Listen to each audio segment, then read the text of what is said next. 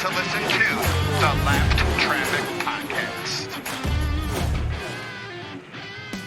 What is up, Lapped Traffic Nation? Welcome to episode 253 of the Lapped Traffic Podcast. I'm your host, the Professor Brandon Crowd. Hope you all had a great weekend.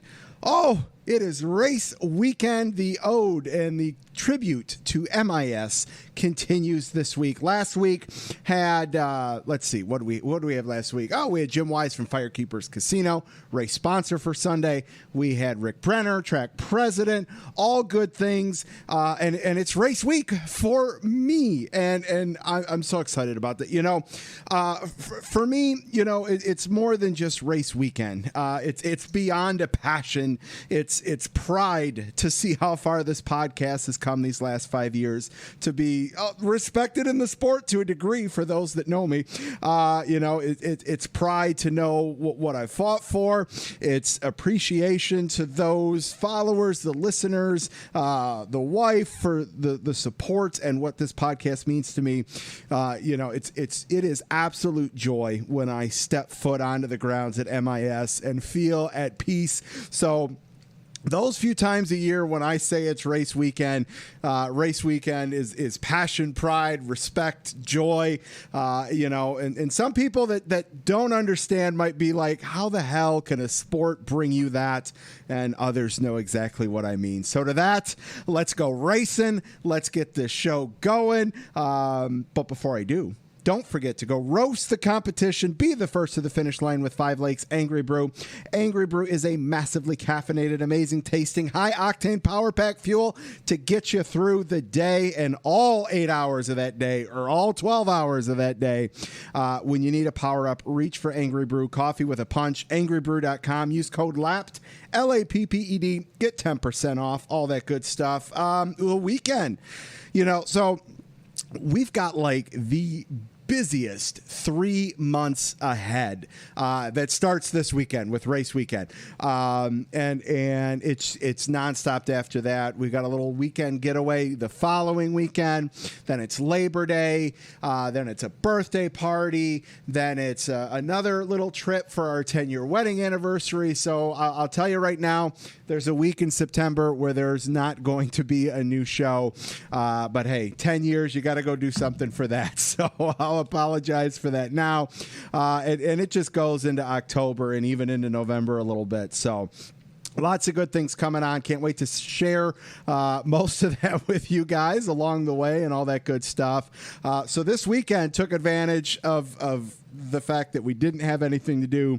Chilled out Friday, Saturday, little running around, smoked a port butt, grabbed a quick 9 holes on Saturday. Yes, I think I'm up to 6 or 7 weeks in a row now of hitting the golf course, and Lindsay kindly reminded me about that. And I'm going to go get out for a quick round on Friday. Might be going myself because I'm going Friday morning and not too many people are available Friday morning to go golf. So I'm all about that. So we're going to keep this trend going as long as we can.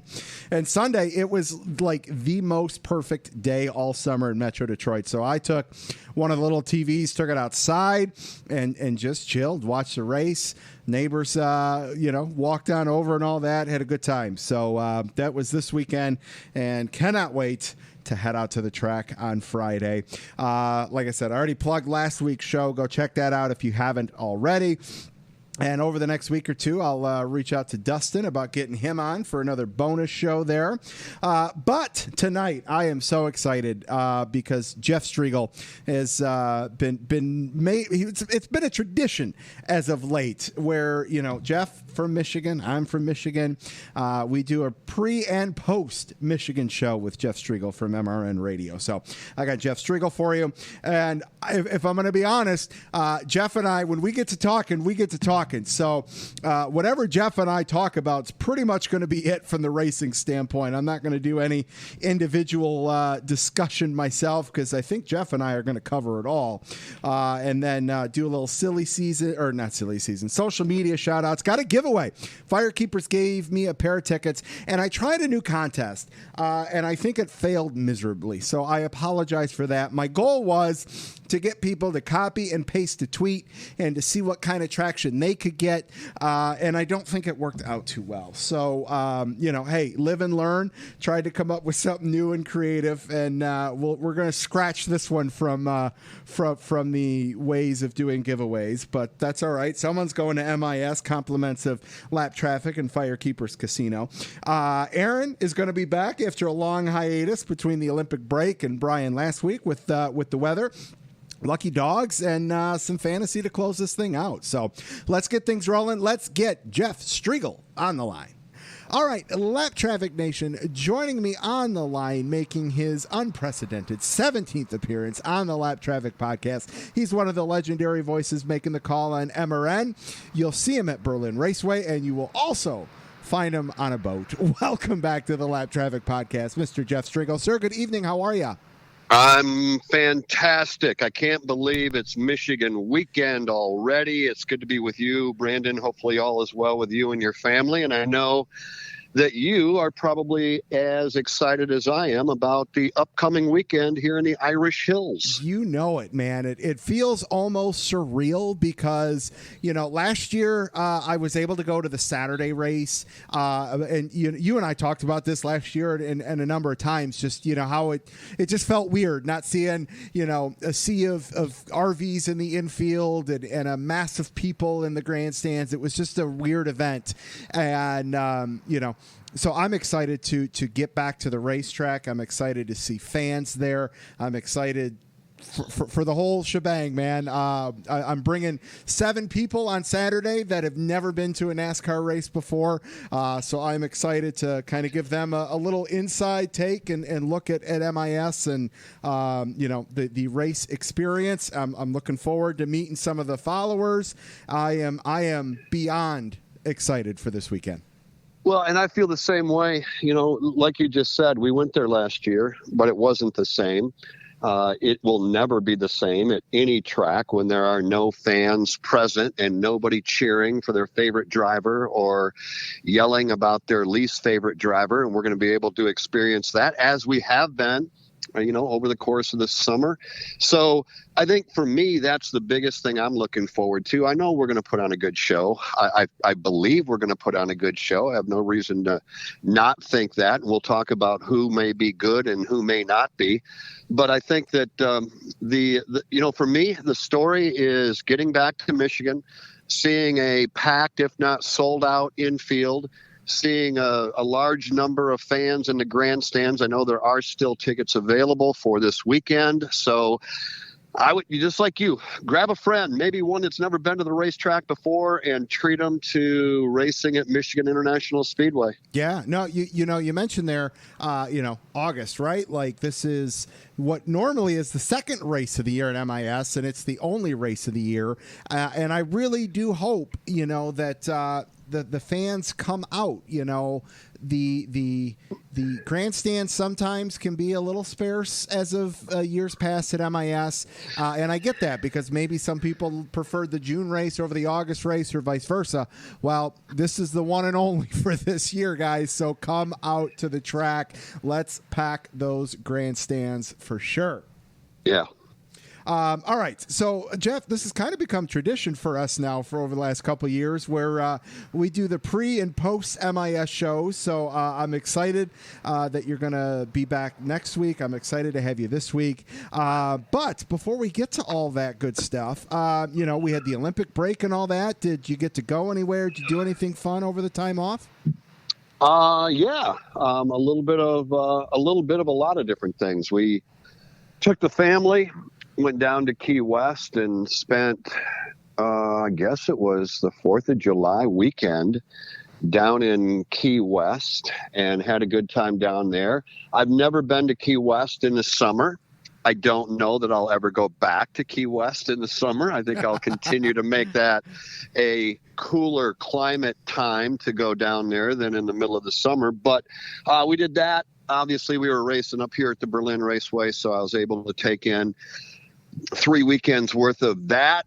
Got a chance to get out on Lake Michigan, just got a chance to unwind and relax for a while and then get ready for what would be the second half of the season. So, it was a break that, and I think you're aware of this, that even some of the drivers have said, Don't know what the schedule is going to look like for 2022, but if you don't mind, that break was, fitting.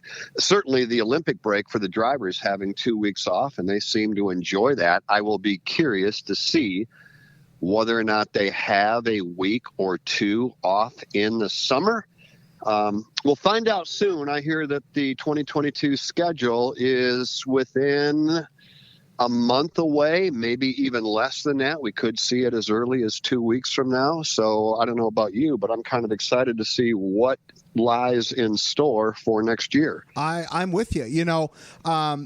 The NFL makes a spectacle about the schedule coming out, right? Because, you only get 16 games for each team. And, they try to create a pomp and circumstance event around that. And now that NASCAR has a little bit more say in terms of their flexibility in the races and the scheduling and all that kind of stuff, I would love to see this kind of become an event type thing. I know some of the tracks will leak out, a date or a month or a time period, and that even happens within the NFL.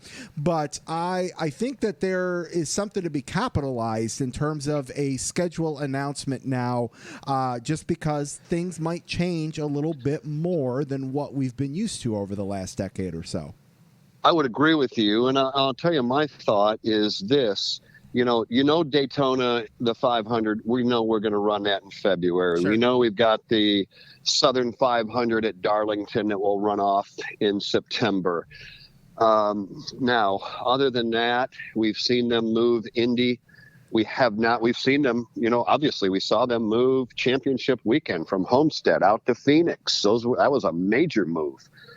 I think when you look at it, they have the opportunity, if they choose to, and NASCAR has over the last couple of years, making the excitement around what is this schedule going to look like? Will that continue? Because as you were just saying, we all knew that the schedule for NASCAR really was never going to change. It basically didn't change for years.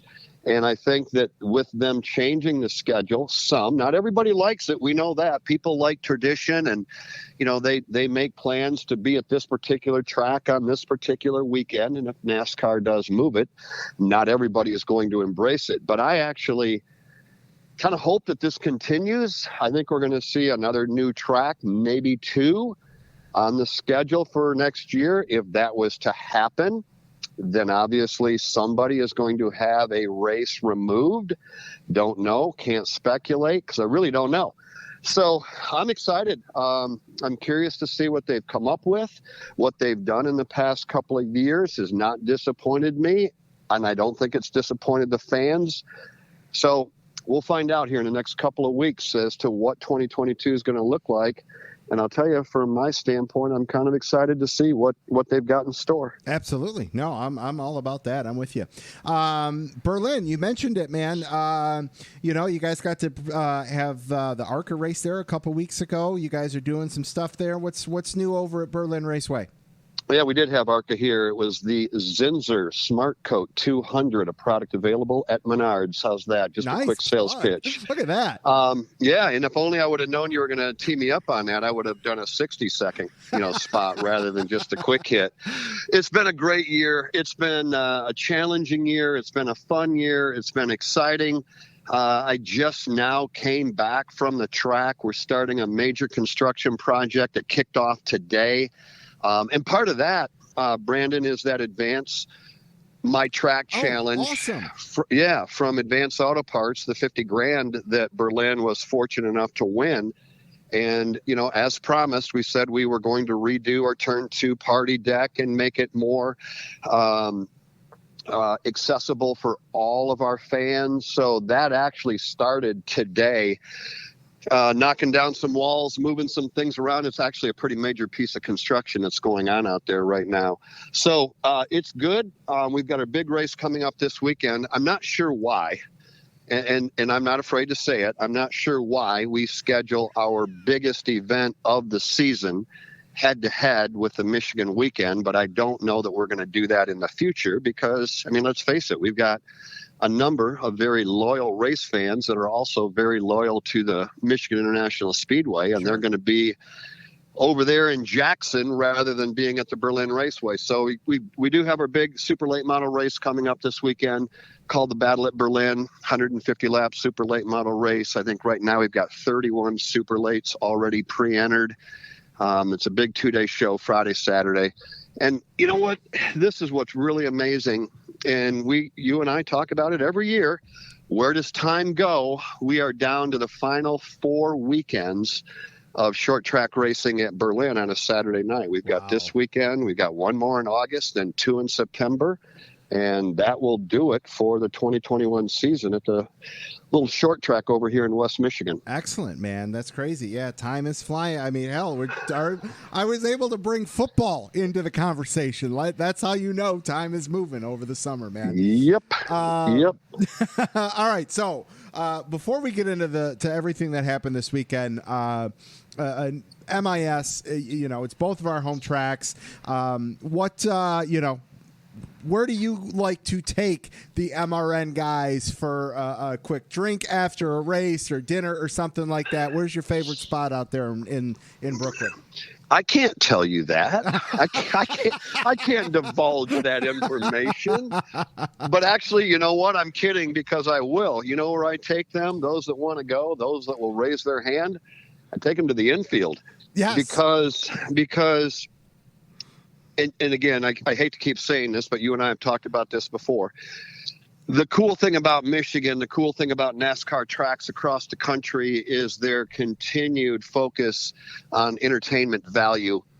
10 years ago, it was only a cup race, only an Xfinity race, or only a truck race, and that was it. When the racing was over, so was your entertainment value. Well, obviously, that's changed dramatically now. And I know that there are tracks like Michigan that have, up to 100 different things that are planned, whether it's skydivers, whether it's a trampoline park, whether it's a carnival, whether it's a band, whether it's face painting, you name it, the tracks now offer it.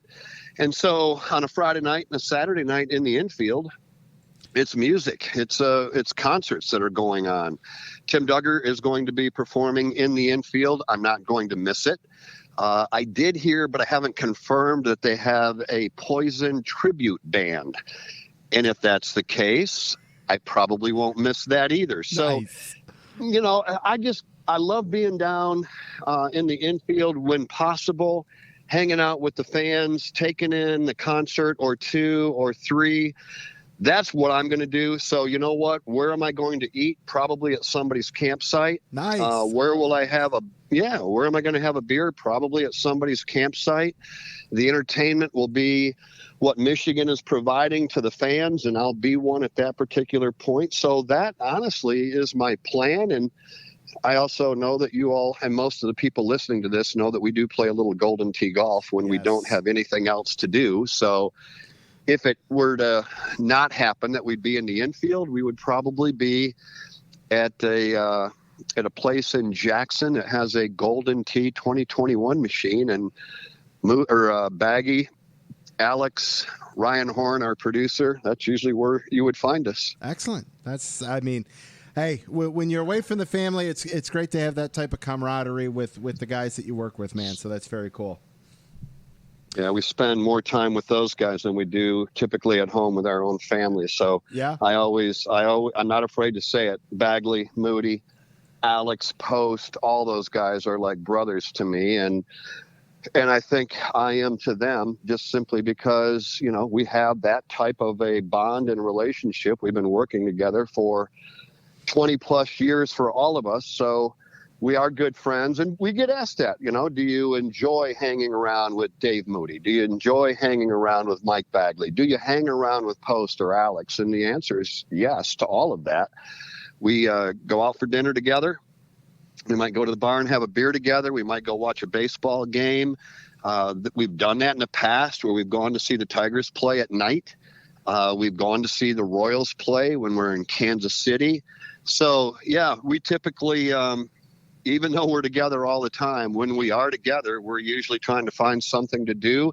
We've gone to the Jackson County Fair. Nice.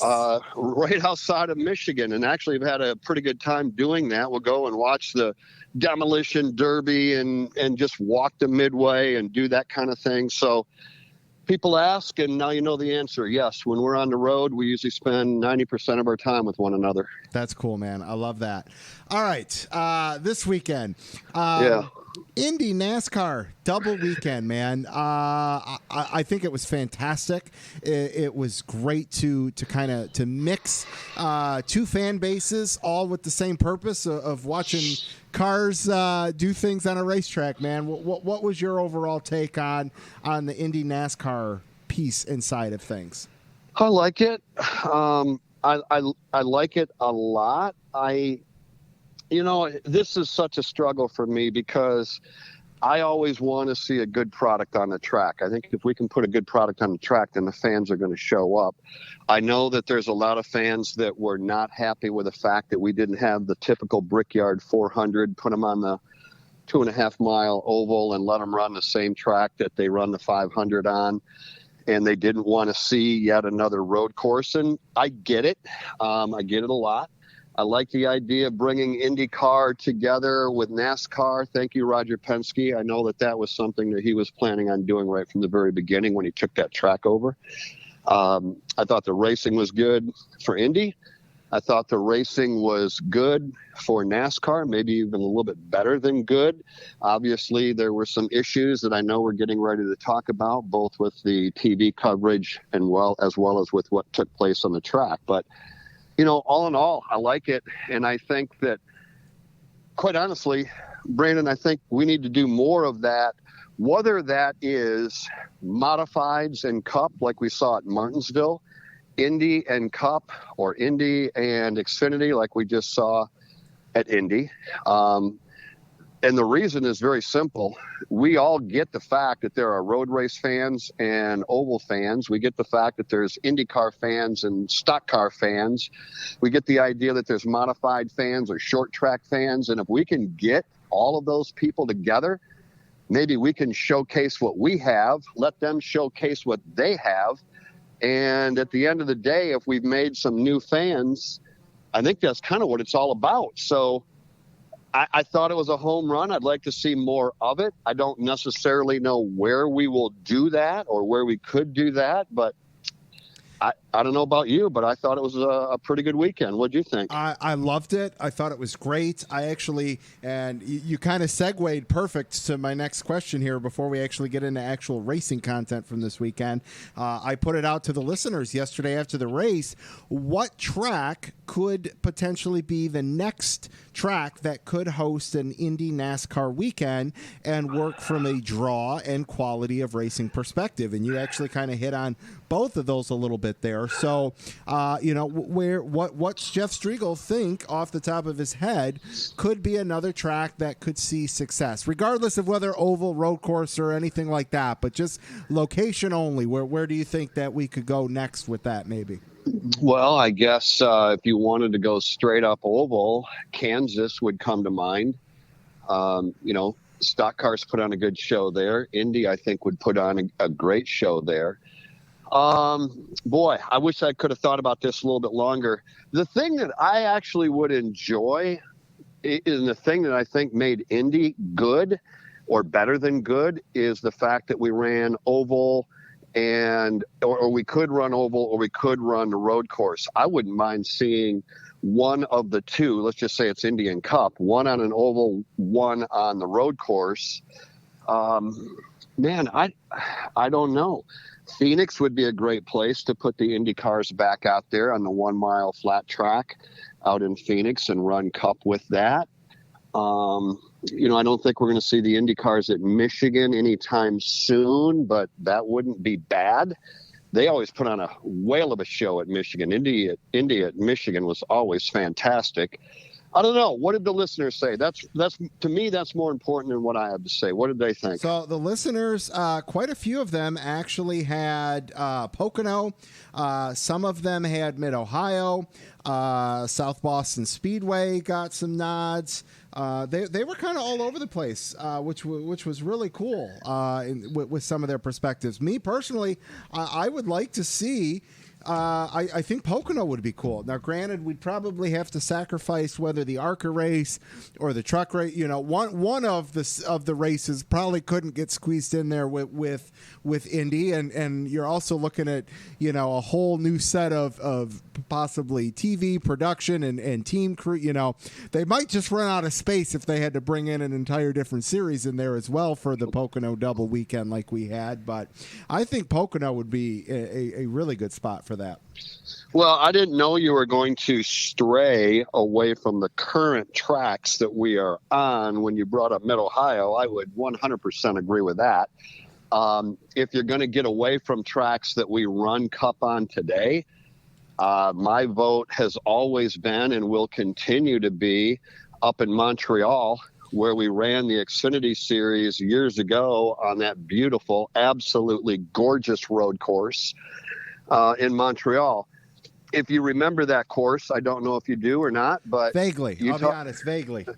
Most beautiful racetrack I've ever been to in my lifetime.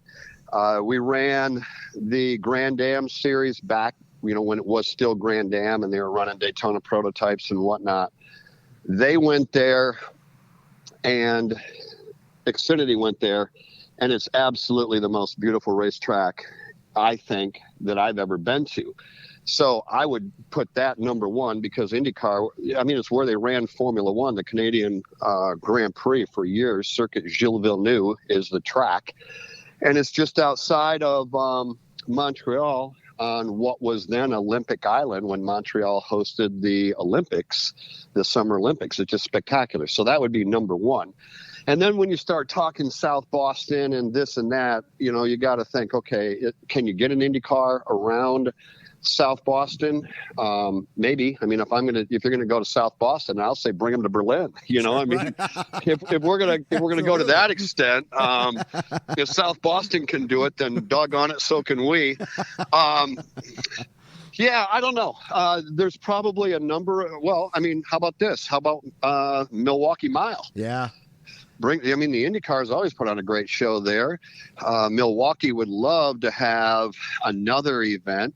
Road America would be a great place to have IndyCar and Cup the same weekend. That would have to be considered towards the top of the list. I can't even imagine how many people they would put in for a crowd if they had IndyCar on that same weekend. And here's the thing. Would that ever happen? No, probably not. Why? Well, because Road America packs them in for IndyCar, Road America packs them in for Cup. Why would they cut their draw in half? Yeah, exactly. Why would they do something like that? Yep. So I don't know. That's a fun little thing to think about. And there's probably not a wrong answer. There's only some that might be slightly better than others, but it's a fun topic, fun debate to have. Yes, I agree. All right, man. Let's talk about this weekend. No. Mm-hmm. Let's start with the Xfinity race for a minute. Usual suspects up front, right? We had Dinger, we had Cindric, a couple of the other guys up there as well. Kick things off for NASCAR Saturday afternoon after Indy. What'd you think of the Xfinity race? Thought it was a good race. Not a surprise to see the typical cast of characters that you expected to be up front. They were. Cindric showed again just how good he is. I'm going to jump quickly to Sunday, and Cindric, if he just doesn't make a couple of minor little mistakes, we could be talking about Austin Cindric the same way we're going to talk about A.J. Allmendinger here in a minute, because Cindric has that kind of talent.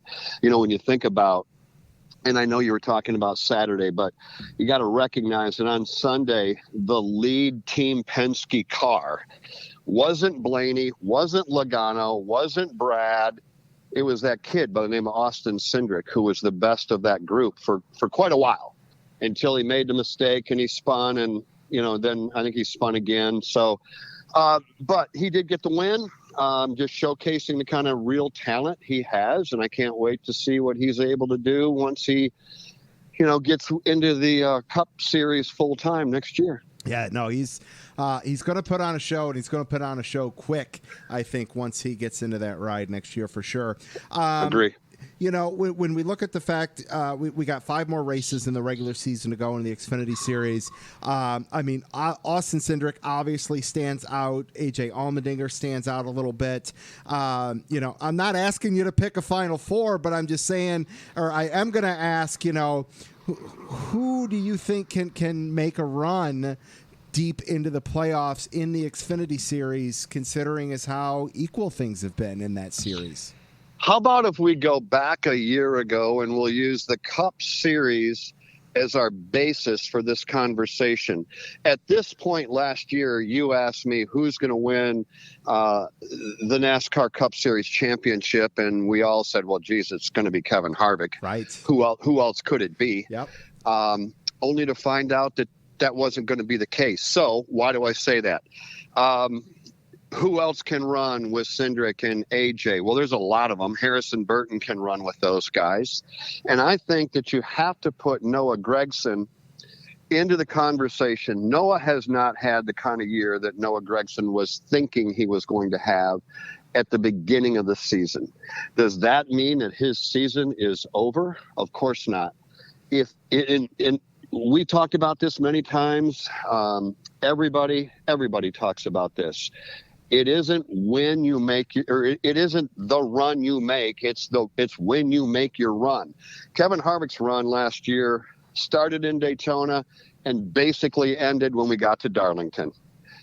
Great season, no doubt. Fantastic season. Most people would kill to do what Harvick did last year. However, his run basically ended as the playoffs began.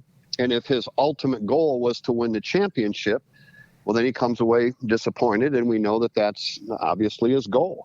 Noah Gregson's goal is to win a championship, and his opportunity to win a championship is every bit right now today as good as AJ, as good as Austin Cindric. So I think we could see a Harrison Burton, I'm just using those two as a quick example. Sure. A Harrison Burton make a run in a Toyota, Noah Gragson make a run in a Chevrolet, and I think that there's a number of other drivers that if they can just get those puzzle pieces, I know I use that analogy a lot, but if you can get the puzzle pieces to align, all of a sudden you go from a 5th or 6th place car to a potentially winning race car every single weekend. And real quick, I'm going to use Harvick as an example again. Harvick has had an awful season, right? He hasn't won. I mean, it's just been awful. Now, on the road course, he actually has been a little disappointing. There's no doubt. However, if you get rid of those road course races and you look at what Harvick has done this year, he's been a basic 5th, 6th place car. That's not bad. Those puzzle pieces are close. They're just not quite in line. All they're missing is something minute. And if they find whatever that little minute piece is, we may see Kevin Harvick win the championship this year. And right now, probably nobody has him picked at this moment today to actually win the championship. They're thinking it's going to be Chase Elliott. It's going to be Kyle Larson. It has to. They're dominating right now. Well, sure they are. But so is Kevin Harvick at this point last year. If something changes, all of a sudden that whole deal is going to be flipped upside down. And we could be talking about somebody in September, October, November that we weren't talking about in July and August. Great perspective. Absolutely love that. Thank you. All right, let's move ahead to Sunday because there's so much to talk about from this thing. I want to start with maybe an unusual piece here, maybe not so unusual to start with. Chase Briscoe, good car all day, up front, contending at the end. He pulls off this victory, could have really thrown a wrench into the playoff outcome, cuts the track. It was great to watch. Post-race, Denny mentions his team told him immediately Briscoe got a penalty.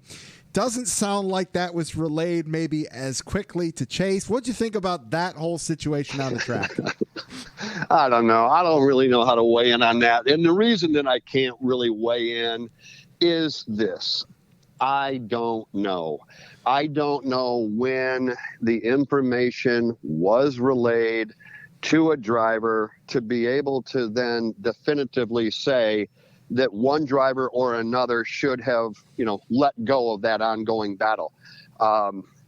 That's why I'm not going to really give you an opinion to go, well, this person was in the wrong or this person should have done that, because the bottom line is I just don't know. I don't know how it materialized. I know what took place. You know what took place. Everybody understands what took place.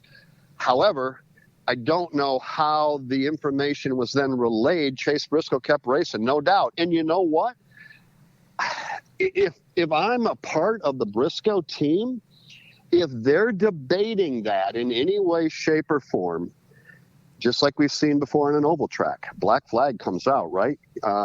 Brandon, you're getting a black flag. All right, if I'm your crew chief and I don't agree with that penalty, I'm saying, Brandon, stay in the throttle, keep digging, dig, race that guy as hard right now as you were 2 laps ago before this all took place, because I want to have that time to argue with the officials, debate the thing. I know I'm probably not going to win, but at least we're going to hear my side of the story. So Chase Briscoe keeps racing, and then we know what happened after that. They took each other out. So bad situation. I hated it for Briscoe.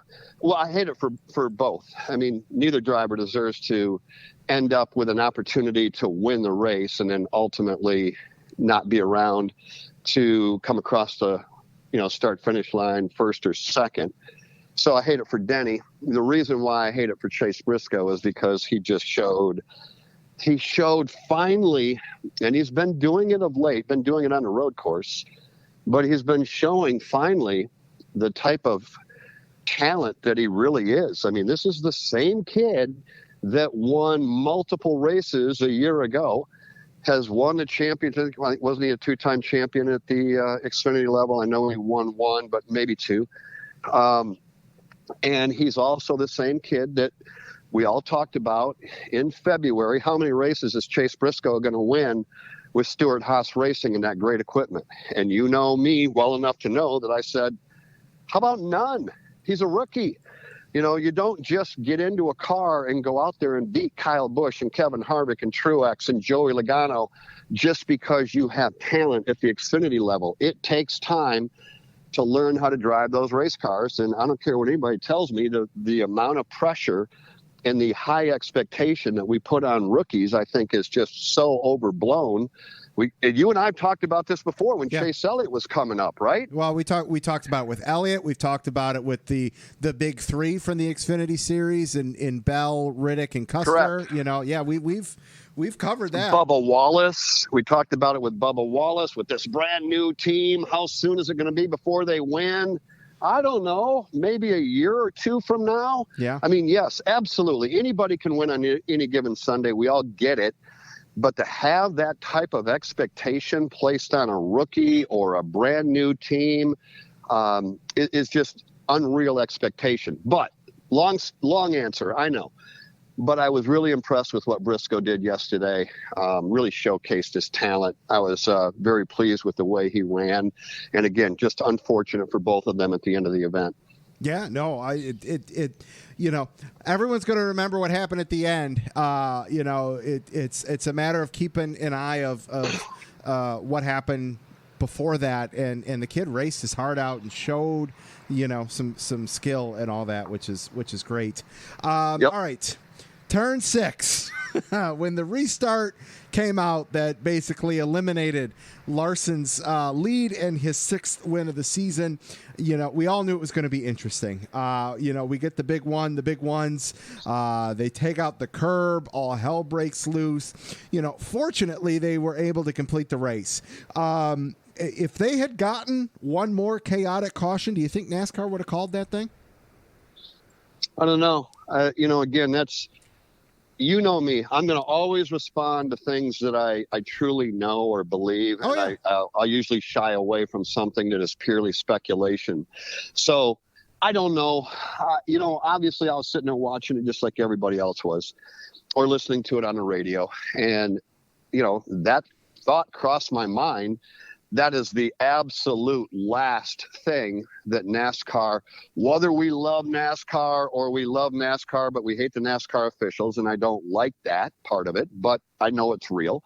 NASCAR's not looking to shortchange anybody. They didn't want that to happen. So I didn't really figure that they would throw. I didn't figure they were going to throw the checkered flag prematurely. But what I was quite interested to see what they were going to do as to how they were going to fix the track. And I will be honest with you. I was one of those. I was away yesterday, so I taped the event. I taped it on my typical NBC. And when they switched over to NBC, whatever it was, I don't even know. Yeah. That was it for me. I had to ask my wife, can you see if you can find that on YouTube or something? Because I really kind of want to see how this ends. So I know a lot of people, and I know it's probably your next question on that deal, but yeah, I didn't really think that they were going to, throw the checker prematurely, but I was going to be very interested to see how they were going to fix that track and make it hold up so that we could complete the event. Unfortunately, I will be honest with this. I didn't like that little berm they laid in there in the first place. I didn't get that. Why would you not use, and this isn't NASCAR, this is Indy now.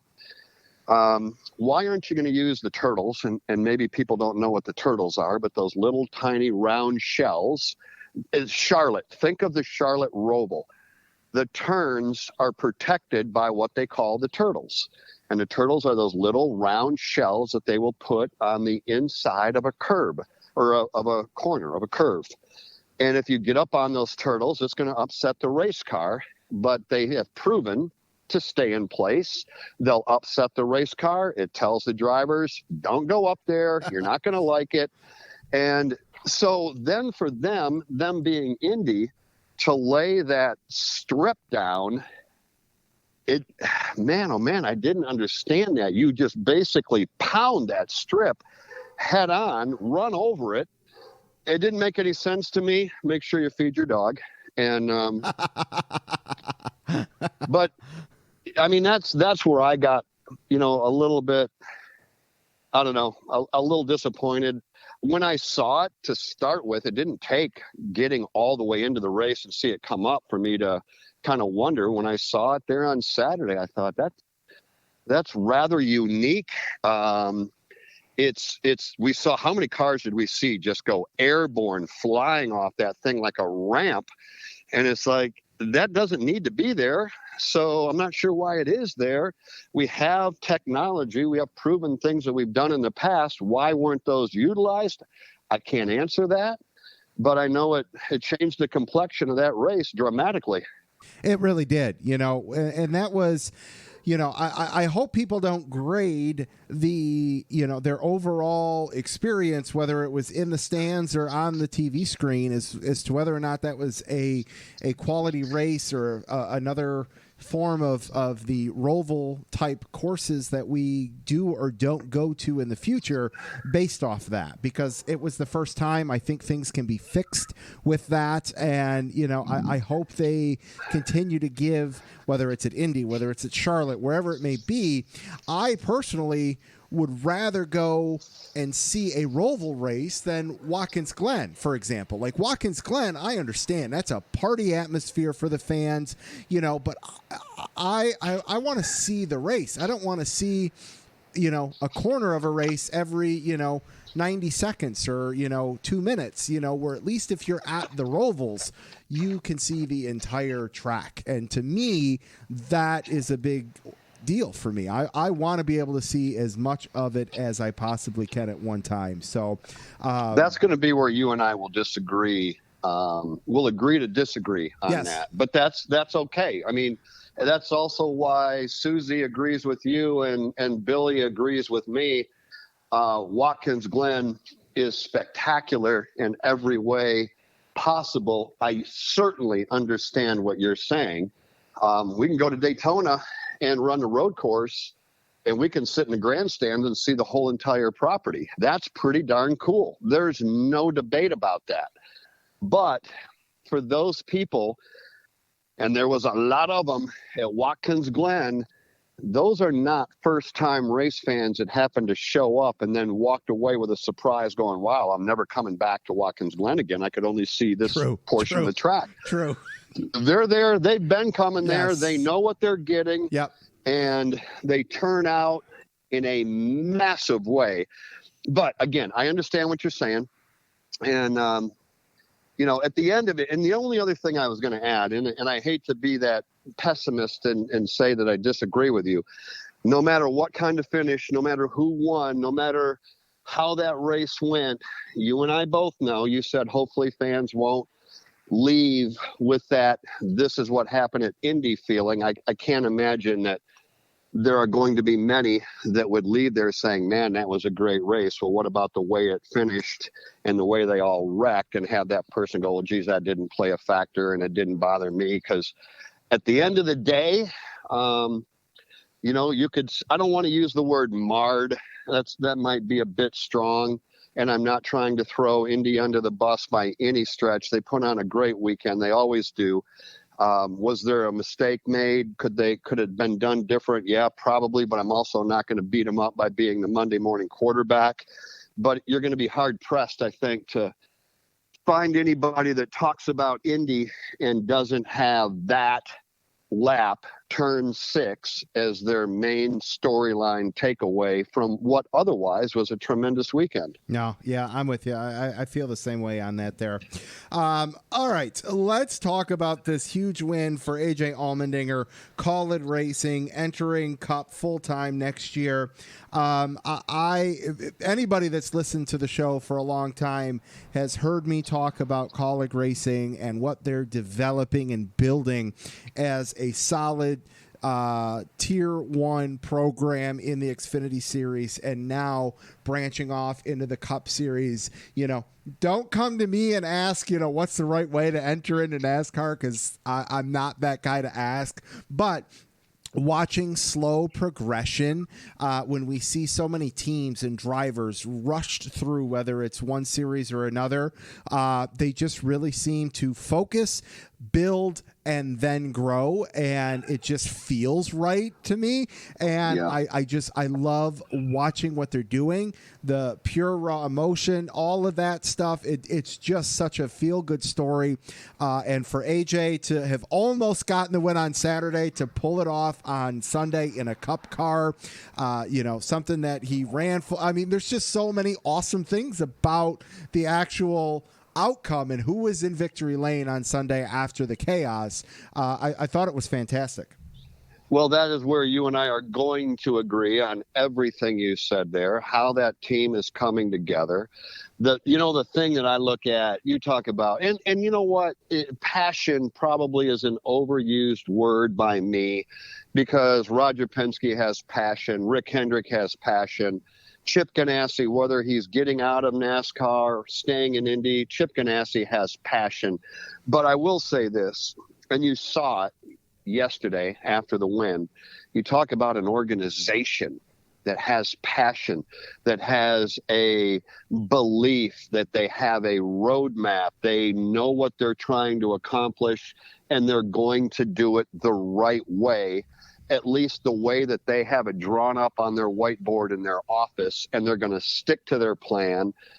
That's colleague racing. That's that leadership team, the way they're going about their business. They're doing things right. They're winning at the Xfinity level. They're learning, and I'm excited to see them next year, no doubt. So you and I are on the same page.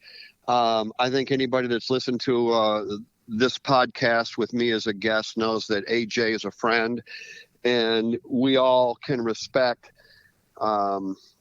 where AJ has been in his career, and to see him go back to victory lane at that level, I couldn't have been more proud of the way he drove that race car. I mean, he just did everything right. You keep the fenders on the car, you keep the car in the track, and those are things that AJ already knows. So all he had to do is just execute, and he did that flawlessly. And we said it 1,000 times. If we said it once, put yourself in position to win, and you just might win. And for AJ, that's exactly what he did. He put himself in position, and when the chaos broke out in front of him, he was in position. You know, if he was running 5th or 6th or 10th or a lap down because he'd made mistakes or tore the fenders off the race car, he wouldn't have been in that position. But he was running 3rd at the time. And when Briscoe and Hamlin had their deal, guess what? You know, the seas parted. There he was, and he was able to capitalize it and get the win. Yeah, no, it was great. Now you know he's going to be eyeing that Cup Oval victory at some point in time in the near future. No doubt. And, you know, there's going to be a time in the near future where I think he gets it. Yes. You know, and realistically, it could come at a Phoenix. It could come at a Martinsville. It could come at, let's find one more relatively flat racetrack. Richmond? And that's, well, Richmond. Yeah, you know, Richmond, yes or no, maybe. But the reason is, and I don't really know why, but people, and AJ was the one who actually told me this, was that you drive those flat tracks. Pocono might be a good example. You drive those tracks very similar in nature to a road course, sure. You know, because it's just that easy on, easy off, roll it in, roll it out. You know, a stock car driver, the old-fashioned stock car driver on the high bank oval, you drive it in as hard as you can and you mash the gas coming off the corner and the back end kicks out. You know, that good old-fashioned stock car. All right, we all love that. But for somebody like AJ, who has that finesse on a road course, is also an outstanding racer at Phoenix and Martinsville, and I wouldn't be the least bit surprised to see him win there soon. Yeah, no, I'm with you. All right, sir, I got 2 more for you, and the last one is not what you're going to expect. You're not going to talk about Chevy? Nope. You are too. I know you are. Well, I'm going to segue with a Chevy. How's that? All right. All right. We are headed to our home track, the Irish Hills, Michigan International Speedway this weekend. It's been Kevin Harvick's playground as of late, winning 4 of the last 5 and the last 3. Yep. You mentioned it a little bit ago. You know, Kevin Harvick's, you know, minus the road courses, running 5th, 6th, 7th place car, just missing that little thing. Is Rodney saved something for that 4 car this weekend? No. How's that? There you go. Next question. I can't all right. Well, then I'm going to ask you 2 more now then. Well, I know where you're. How about if I say no there, and then kind of use that as a launching pad for your next Chevrolet question, because you're going to say, well, if it's not going to be Harvick, then certainly it would have to be somebody with a bow tie. Yes. Gosh, you know me. I mean, after doing 17 of these things, I guess we know each other pretty well. Well, we do. Yes. And I think that the race fans know you and they know me, and they're also not dumb. No, not at all.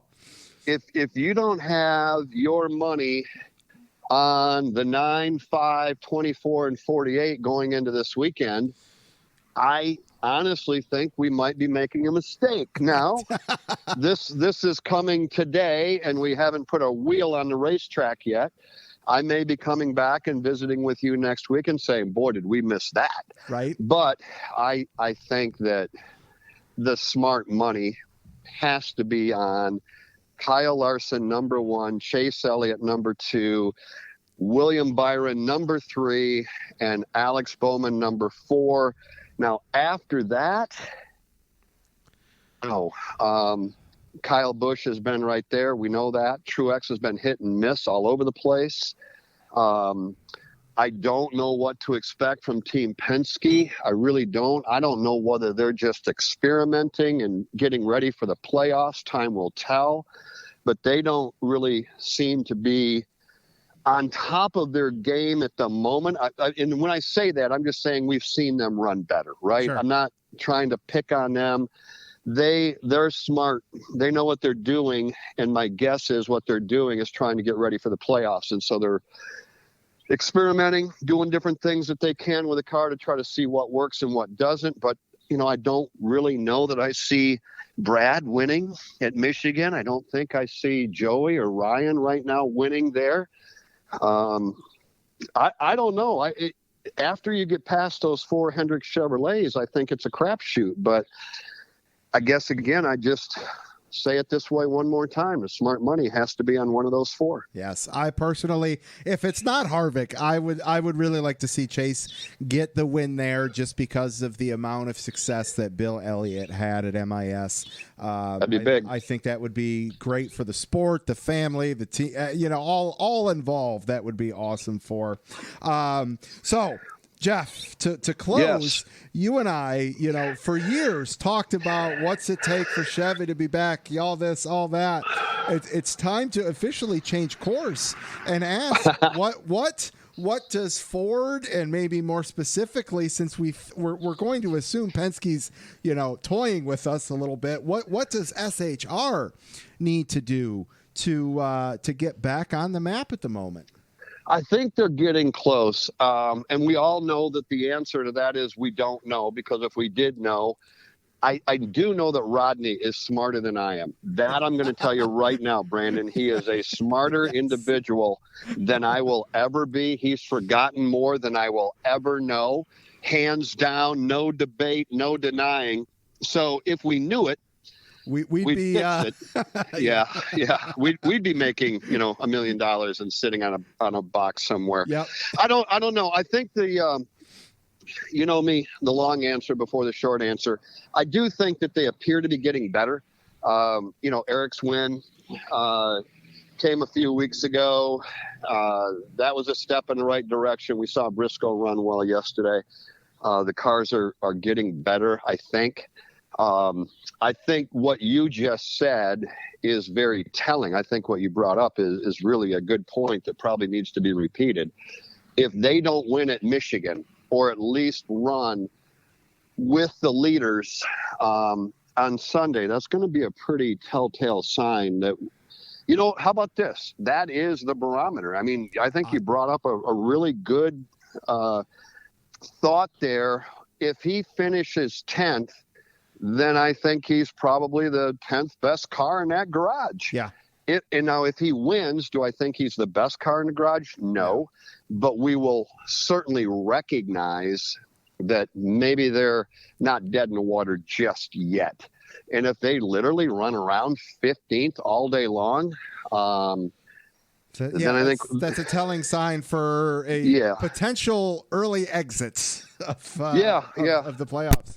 And it's not just like, no knock on it. But when you look at the strength of the field this year with the playoffs, when this format came about, it was like, all right, you could get to, you could fill out a playoff grid and not be too far off in the final 8 and possibly even the final 4.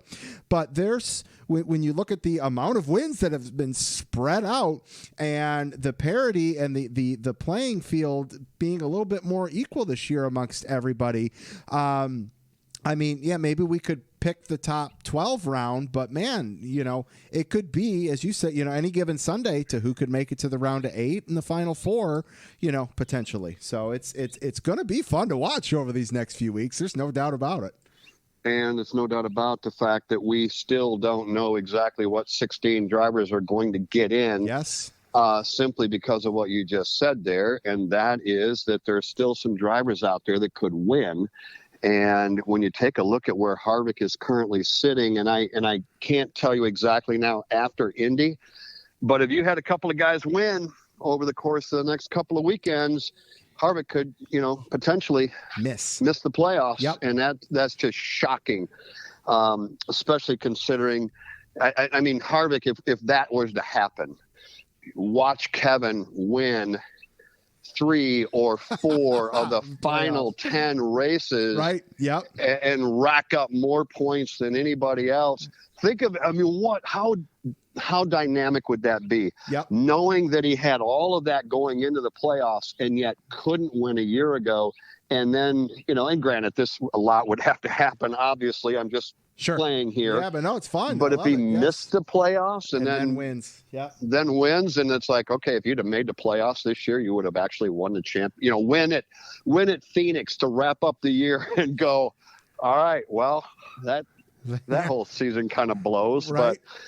But that's, that's why we tune in. That's why we buy a ticket. That's why we listen on the radio, because anybody that listens to the Motor Racing Network hears me say it about every single weekend. Just when you think you thought you knew who was going to victory lane, all of a sudden it changed. Just like yesterday or on Sunday, just when you thought you knew who was going to win on that road course at Indy, it all changed, and it just seems like it happens week in and week out, and that is what makes NASCAR special. Oh, Jeff, it's like we were out on the golf course and just set the ball up on a tee box, ready to approach for next week's discussion with this, man. It's like we knew what we were doing.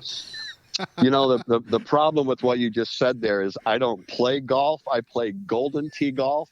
So while I would love to be on a golf course with you, it will be driving the golf cart and drinking a beer and watching you chase that ball through the woods, because I learned a long time ago I have no business ever being on a golf course anywhere in the state of Michigan. I love it. All right, man. Well, this one was fun. I enjoyed this, man. Tell everybody where they can follow you, Berlin, all that good stuff, and where they can keep up with you.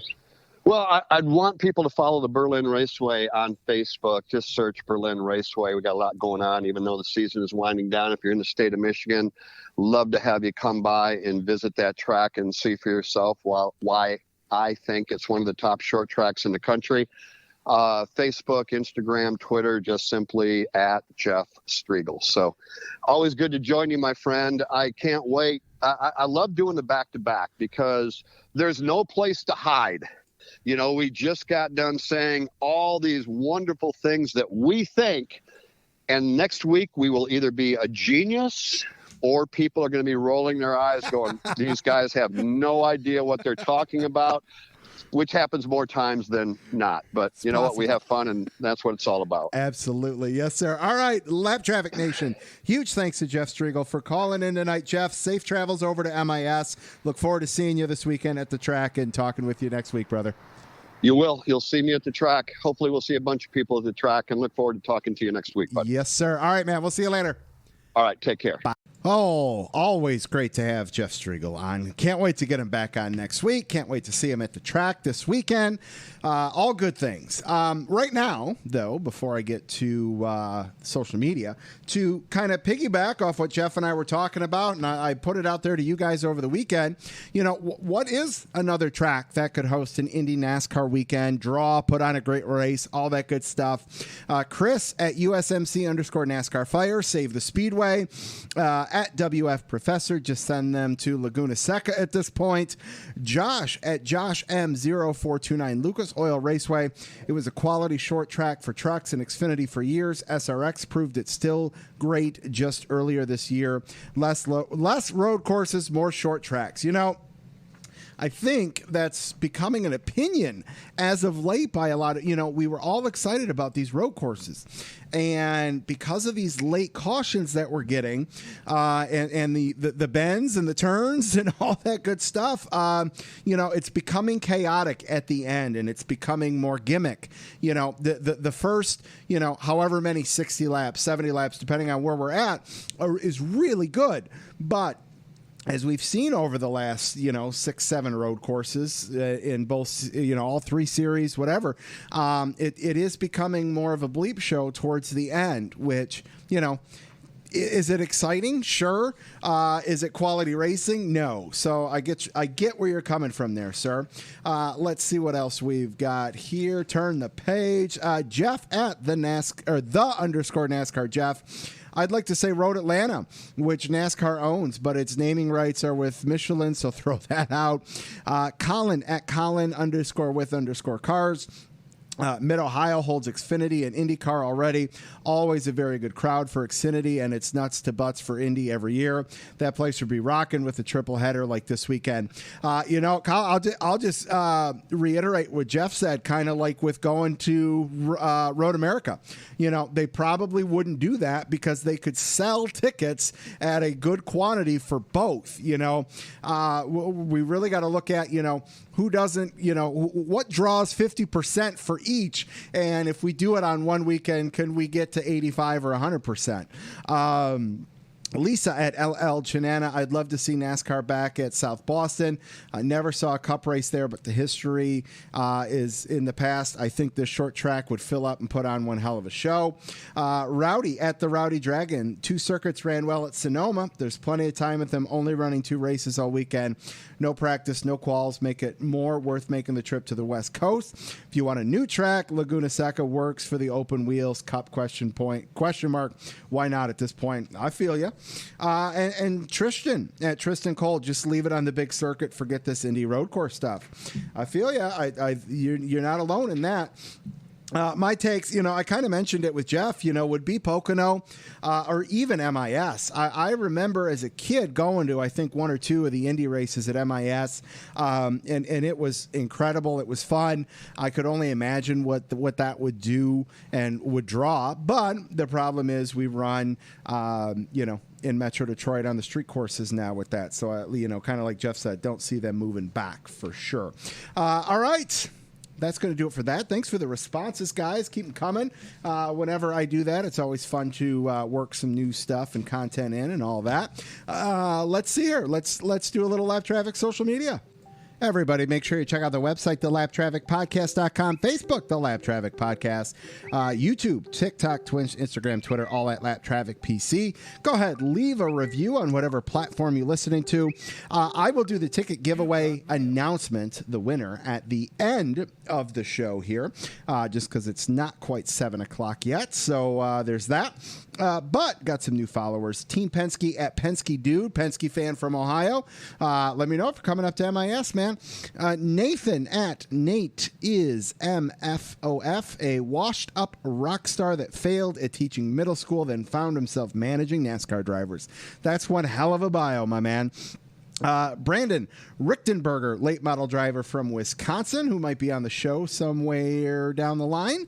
And Jared Zelkowski at J Zelkowski, Michigan fan, Brad K fan. Welcome to the show, guys. Stickers, koozies available for free. All you got to do is go to the website, fill out the contact page. I'll send them out for free. And of course, there's the store on the website. There's Lap Traffic Fantasy on the website. All good stuff over there on the website. All right. Let's keep things going. Going to try to keep this thing under 90 minutes. We'll see how that goes. It'll be close. But right now, let's get Dr. Aaron Studwell on the line. All right, Lap Traffic Nation joining me on the line. You can follow him on Twitter at RaceWeather, along with Brian Newdorf at NASCAR_WXMAN, keeping us up to date on all the weather happenings. Welcome back to the Lap Traffic Podcast, Dr. Aaron Studwell. It's official now, sir. Good evening. How are you? Doing well on yourself. I'm good. I am good. For those that don't know, I mean, obviously, it's been official a long time, but you actually put on the cap and gown and went and collected some nice hardware there, sir, this past weekend. How was that? It was amazing. It was something that unfortunately, because of everything that happened in the world, got delayed over a year. I've had the robe since the day it arrived in the mail was the day I got the email officially postponing graduation. And I'm like, crazy. What am I going to do with this? Right. And it sat in a box. It sat in the box until maybe 2 weeks ago. Yeah. And I'm like, okay, I guess it's finally going to happen. So I got it out. Didn't really need to be pressed. I had no idea what to do with that hood. I had somebody help me out with it, please. That's great. But no, it was the other weird thing was that, a lot of people didn't come back. I get it. Everybody's got their lives. Everybody moved on because this was a ceremony for everybody that graduated in 2020 from natural science, mathematics, bachelor's, master's, PhDs, as well as the College of Engineering. and it was not a large event, not as large as one may think for a large state university. So people didn't come back. It was pretty much like, oh, Department of Earth and Atmospheric Science, PhD, Aaron Studwell. That's it. Next group. Next. Like just me. Just you. Nice. Well, that's cool, man. No, that's awesome. Congratulations. It's one hell of an accomplishment, man. So, well, congrats. Sent your way for sure. That's without Thank you doubt. so much. Yes. Yeah, so I'm going to go look for some spare radiator pans on eBay now, just as a gift to myself. Nice. Don't spoil yourself or anything. I know. It's like sheet metal radiator pans were just a dime a dozen out there. It's that maybe if it, you know what, and maybe we'll see this on Twitter. The orange curb. Oh, the orange curb. Oh, wow. Is that curb, out there? Not curd. Curb. Yeah, no, curb. Yeah, is that? Did someone create I don't that know. already? I was just kind of thinking that it'd be kind of well, either the clever orange for about a curb week. or the turn 6 curb, something like that. Yeah, like that. the blue turtles. Yeah. Yes. I would literally go run and do that right now while we're talking, but I don't have time to run another social media handle. And I would get so depressed if that one got more followers than the podcast handle. So I don't want to take that chance. So we're just going to stick to what we're doing. And you do it well. So I think we're on the right track. Oh, man. Well, speaking of turtles and all that, I know you were out of town, but did you get to take in any of Indy over the weekend? I actually watched the Cup race Sunday night. I made sure to. Oh, that was the bad part. I was watching it on NBCSN on the app on my TV, and they're coming to the green white checker. Yeah. They end the coverage. Yeah. I'm like, what? You and everybody else lost their mind. So I actually had to go find it on YouTube. Oh, wow. Okay. So yeah, they were inside. Then I watched a lot of the pre-race stuff, and the only thing I can think of with that, and I meant to ask Striegle on this because he brought it up because he was on DVR as well because they weren't doing the race this weekend, was I wonder if they thought that it was going to be such a cluster that they maybe were going to have another 30, 40 minutes of coverage, that's why they switched. Because normally you preempt what's coming up and you start that on the old station and you finish what you have going on, right? Right. And so I wonder if they just thought it was going to be such an extended thing that they were like, all right, let's switch this. Because it ended up not being that bad, but so many people missed that finish, whether they didn't have NBCSN or whatever from a cable or set, whatever, or just couldn't get the channel switch quick enough to find it. Like, it was just really a bad situation. Did I miss it then on the broadcast? Did they say we're going to switch over? I couldn't tell you. I had the TV on, but the volume on mute and had the music on out on the deck and all that. So yeah, I don't think they did. Yeah, I don't think they did. And then, well, it's like, you say it wasn't that eventful. Yeah, just you want to have Denny Hamlin on and ask him what he thinks about not eventful. Right. Yep. 100%. All right, man. Well, we are headed to we're headed to two places. We're headed to Gateway, but we're also headed to my home track. Yes. So far, things have been good over the last couple years from a weather perspective. How are things looking for the truck race at Gateway and Xfinity Cup at MIS? For the truck race at Gateway, variably cloudy. I'm just going to go kind of those isolated showers and thunderstorms in the afternoon. It is an 8:12 green flag Central Time, so 9:12 for us on the East Coast.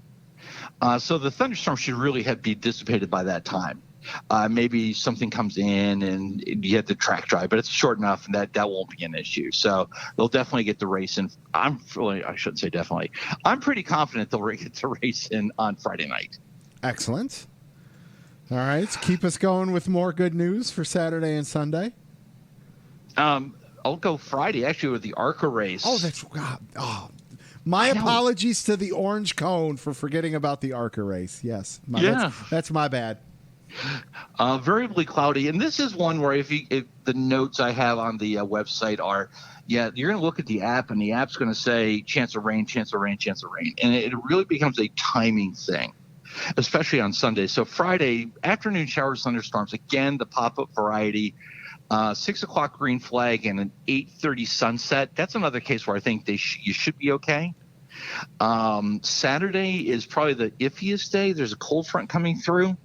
Afternoon showers and thunderstorms. Right now, there is a difference in timing, where it's a 3:30 start for the Xfinity race. Like I said, afternoon showers and thunderstorms. If it's earlier, it shouldn't be an issue, but we'll kind of be watching it up to then. But it's the more general afternoon because of the front coming through. Then Sunday, the front's through. There is a reinforcing cold front. So high of 80 on Sunday in clearing afternoon skies. So maybe a green track. Our friend competition caution will definitely be in play with with morning showers. But it looks good for the Cup race. 3 o'clock start. Northwest winds 8 to 14 miles an hour, high of 80 degrees, and the sun should start peeking through in the afternoon. Perfect. That's almost a repeat of what we had this past weekend here. Just absolutely perfect from a temp perspective on Sunday. So that's awesome. Lap Traffic Nation, I know you guys are just like chomping at the bit. Aaron and I, over the last couple of years, have done a Big Ten college football season preview, and we're going to look to do a little mini version of that in 2 weeks when Aaron is on. We'll do whatever the weather is for that weekend. And we'll do a quick rundown, more specifically for Michigan football. So go get your maize and blue, dust it off, get the hoodies out because fall's right around the corner, and we'll do a little college football preview in a couple weeks. There, sound good, sir? That sounds really good. You know what sounds best of all that? What's that? The show. What? And college football. Yes, I know. Absolutely. I'm with you. I'm excited. That just means fantasy football drafts are right around the corner. Smack Talk's already started in a couple of them. I love it. I'm amped up. All right. Lap Traffic Nation, huge thanks to Mr. Aaron Studwell on Twitter at RaceWeather, Brian Newdorf at NASCAR_WXMAN. Go follow him. Keep up to date on all the weather happening. Sir, great to catch up with you, and we will talk to you soon. You most definitely will. Have a great rest of the show, and we'll talk soon. Sounds good, man. We'll see you later. All right, Lap Traffic Nation, great to catch up with Aaron Studwell there. Let's get things rolling. Let's get to this week's Lucky Dog Lap Down picks. You guys came strong this week. I had to add another page on the note sheet for this one. So let's get to it without further ado. My Lucky Dog pick for the weekend, obviously, the Dinger, A.J. Allmendinger. Lap down, Chase Briscoe. Just was so close yet so far away. Definitely going to be excited when he gets that first Cup win. Let's get to your tweeted responses. Scott at 1985 Wagner's Lucky Dog, the Dinger, College Racing, need I say more? Lap down, Portable Turtles. I love it. Brian at Stormin B81, Lucky Dog, this week is AJ Allmendinger with a great win. Lap down, Indy for the embarrassment that was. Fred at Fred Leclerc. Lap down, NASCAR for penalizing Chase Briscoe for being forced off the track by Denny Hamlin. Lucky Dog Dinger, College Racing getting it done at Indy. Let's see here. Rowdy at the Rowdy Dragons. Lucky Dog. Indianapolis Motor Speedway hosted an awesome weekend for the fans with a great triple header, but Indy gets the lap down as the track could not hold up to the task. Eddie at Eddie_EG3's Lucky Dog. AJ Allmendinger, College Racing. AJ finally getting his victory. Lap down. Two of them, Chase Briscoe and NBC. A missed opportunity for Briscoe to get into the postseason. As for NBC moving the broadcast to golf, it could have waited a few more minutes. I feel you, man. I'm with you there 100%. Kristen at KHoglin79. Lap down to all the drivers that thought it was a good idea to jump the curb. Lucky Dog to the Dinger and colleagues for the first Cup win. Colin at Colin_with_cars. Lucky Dog has to go to Dinger, College Racing. What a win. A lap down has to go to these bolted down turtles and curbs. I hated them at every track I've seen them at. And after this shit show yesterday, that should be removed completely. I love it. Mick at GoDucks42_Mick. Late to the party, but here we go. Lucky Dog, the Dinger, got it done in all the chaos.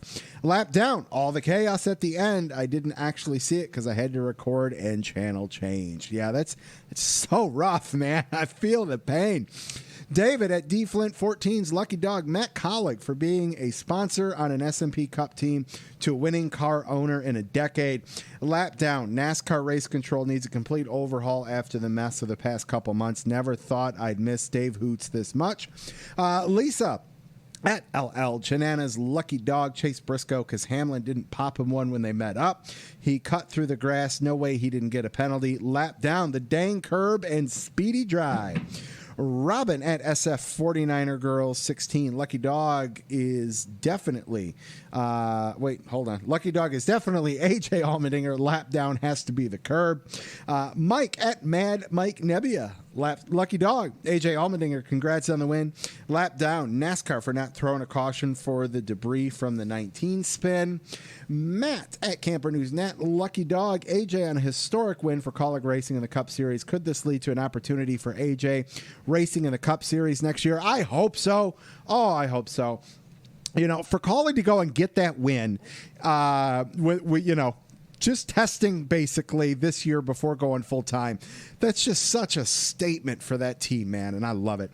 Matt's lap down the Rex in turn 5 and 6 because of the curb. I hope that NASCAR looks at it for changes for next season. CJ at CJ LaPearl's Lucky Dog. Dinger plays the strategy right, gets Colleague their first Cup win. Lap down the kink made the race a shit show. Chris at USMC_NASCAR Fire Lucky Dog. Dinger call. I think we have a trend here. Lap down the turtles, the curbs, all the fans that didn't get to see the ending because NASCAR on NBC decided amateur golf was bigger than the end of a very exciting race. Yeah, yep. Chris at Chris Ford WF18 Lucky Dog. Dinger Colleague Racing, great win today. Lap down IMS and NASCAR. How can you have Scott Miller and the president of IMS tell reporters post-race they were pleased with today's race? Did they miss the whole curb fiasco? Go back to the oval with the new car. Tristan at Tristan Cole, Lucky Dog, Dinger, Colleague. Everyone else who managed to finish the race, lap down. Whoever thought it was a bright idea to use a metal curb in turn 6. Carson Hagelin, at Carson Hagelin, Lucky Dog goes to NASCAR for moving to the RC from the oval. A very memorable and entertaining race. Lap down goes to the drivers that tried to taking too much through turns 5 and 6, ruin their own days. NASCAR needs to look at reconfiguring that turn like they did the Roval. And Josh at Javi Time J24, Lucky Dog Dinger for the win. Lap down, turn 6 curb. All right. Oh, I love it. Thank you guys so much for bringing a strong Lucky Dog lap down segment. I need you to bring it big next week as well because, hey, we're going to Michigan, my home track. All right. One more for you guys. Let's close this thing out.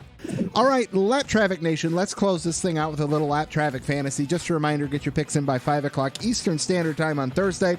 Check the website if you need to see who you still have left to pick. We are getting down to the wire. There are only 2 more race weekends to go, and we'll be playoff time for Lap Traffic Fantasy. So if you're trying to make that cut to keep yourself alive, now's the time for sure. Joining me on the line, he made a good push for it this weekend. You can follow him on Twitter at Racing Cants. He's the former voice of the Rave Around Hotline, Mr. Andrew Cansian. Sir, how are you?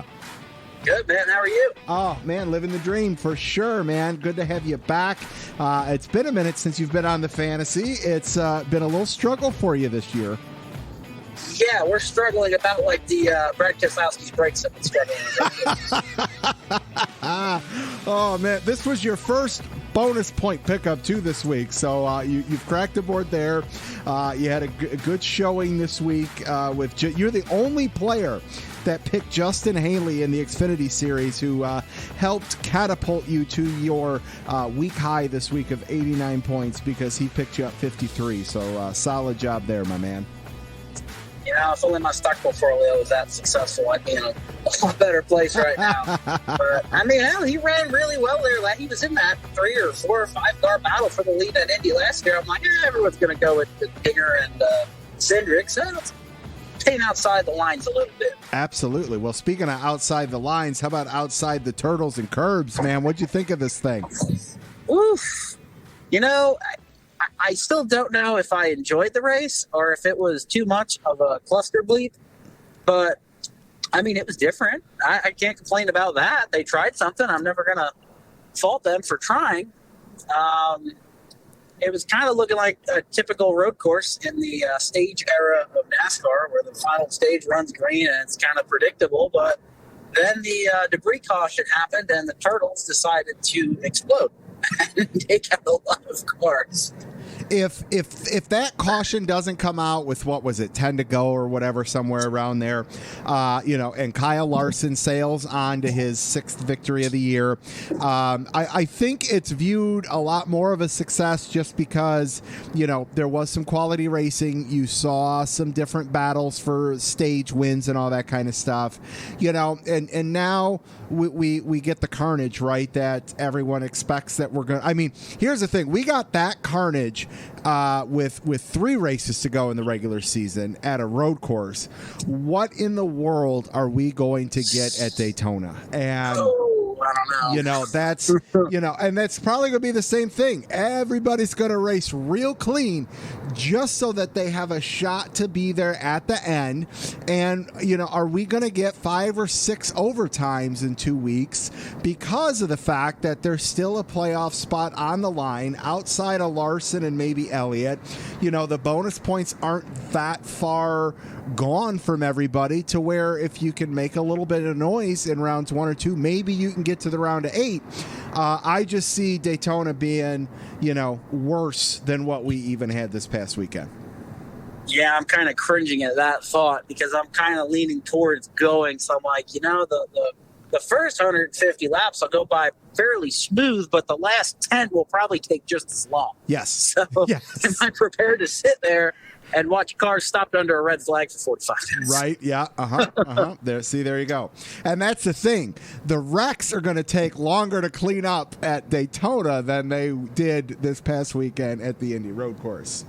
Well, if there's a perk, there's no turtles to clean up. Right, that's true. Unless one crawls out of the lake. You never For sure. All right, let's hit our top 10 in segment 2. Winding down. In first with 1,336 is Steven from DFS NASCAR. In second with 1,270 is Glenn Atkins. In third with 1,260, Stephanie Borges. In fourth with 1,255, Matt Camper. In fifth is Henry Fletcher. In sixth is Chad Robb. In seventh is Jeff Beaven. In eighth is Richard Cravens. In ninth is Joseph Scampino. And a 2-way tie for 10th between Jeff and Matthew Miles. Over to our bonus points. Henry Fletcher is in first with 9 bonus points. John Etwinsel is in second with 8. Eric Souders in third with 7th. And then Jumpy Bob, Brad Carnes, Carson Hagelin, Chad Robb, Kristen Hagelin, Matt Crowd, Steven, and Tony Salt all have 6. And the list goes on from there with the bonus points. Now, over to the big one. The cumulative standings. In first with 2,444 is Henry Fletcher. In second with 2,398 is Glenn Atkins. In third with 2,391 is Steven at DFS NASCAR. In fourth, moving up a spot, yours truly, the professor, representing the Lap Traffic Podcast. In fifth with 2,368 is Jeff Bevan. Brad Carnes, John Etwinsel, Jess Rose, Chad Robb, Michael at Blind Spot Pod, Matt Campers in 11th, Stephanie Borges in 12th, Joshua Neal in 13th, Carson Hagelin 14th, Charles LaPearl in 15th, and John King is in 16th. But John, my man, you got to make up some points, because right now you are out because of the win of segment 1 to Fred Leclerc, who's currently outside. He gets his automatic bid. So right now you got to be in 15th to make the playoffs. So there's that. Sir, it's my home track. I'm excited. I'm headed to the races. What do you say? You ready to make some picks? Let's do it. All right, Lap Traffic fantasy players, we are headed to the Irish Hills of Brooklyn, Michigan, the one and only stop at my home track, MIS. Kevin Harvick has dominated MIS as of late, winning 4 of the last 5 and the last 3 in a row, which includes the double back-to-back wins last year in August. Can Kevin Harvick find some speed and pick up his first win of 2020 this weekend? What about the favorites, Kyle Larson and Chase Elliott? Larson, solid streak at MIS. He won 3 in a row as well back in 2016 and 17. Chase Elliott looking for his first win, but Chevy and that 5 team are definitely showing the speed needed to get it done at the big 2-mile track. Who picks up the win for the manufacturers in the Motor City State? Who gets to victory lane with 2 races to go in the regular season? We'll find out this weekend. But first, it is time for our picks. Sir, the trucks over at Worldwide Tech Center, I believe it's called. That's got a lot of initials, so I always forget what they all are. Who you rolling with for the Truck Series on Friday? I'm going to say I hope we get a cup race there, and for the truck race there this week, I'm going to go with Austin Hill. Austin Hill, solid pick. Last week's guest on the show. I just gotta roll with it. I just need to stay par, and I'm good for the playoffs. So I'm going with John Hunter Nemechek. Over to the Xfinity Series, the Saturday race at MIS. Who do you got, sir? I'm pretty far outside the playoff bubble, so I'm going to again paint outside the line. Let's go with Harrison Burke. Solid pick there. I, too, after multiple weeks of Austin Cindric and AJ Allmendinger, am going to go a little different. I'm going to go with Noah Gragson, Junior Motorsports, to get it done at MIS this weekend. And then the big dance Sunday, sir. Who do you got? We're going to get a first-time winner. It's going to be Tyler Reddick. Oh, man, I want to see Tyler Reddick in victory lane so bad. I think that would be incredible. What that would do for RCR, what that would do for the playoff picture. Oh, man, I would love to see Tyler Reddick pick up the win. I am going to homer out. I'm going to hope that Rodney is saving a little something for this weekend. And let's see if Kevin Harvick can make it 4 in a row and get some momentum going here 2 weeks before the playoffs start. Let's do it. All right, man. Well, thanks so much for calling in tonight. Appreciate you. Hopefully you can make a little strong push here with 2 weeks to go, and you can maybe crack the playoffs. But if not, appreciate you as always, man. You know, there's always next year, as I like to say. That is true. We ain't going nowhere. We ain't going nowhere. All right, man. We'll catch you later. Thank you. Yeah, we'll see ya. All right, Lap Traffic Nation, almost 90 minutes to be exact there. Oh, man, that's going to do it for episode 253 of the Lap Traffic Podcast. Make sure you check out the website, thelaptrafficpodcast.com, Facebook, The Lap Traffic Podcast, Twitter, @LapTrafficPC, and congrats to Kevin at Kevin Bailey 9. You just got yourself a pair of tickets to this weekend's race on Sunday, courtesy of Firekeepers Casino. Huge thanks to Jeff Striegle, Aaron Studwell, Andrew Cancian for calling in, and Jeff Striegle's back next week. Don't get caught chasing the lucky dog. Make sure you tune in each and every week to the Lap Traffic Podcast. See ya!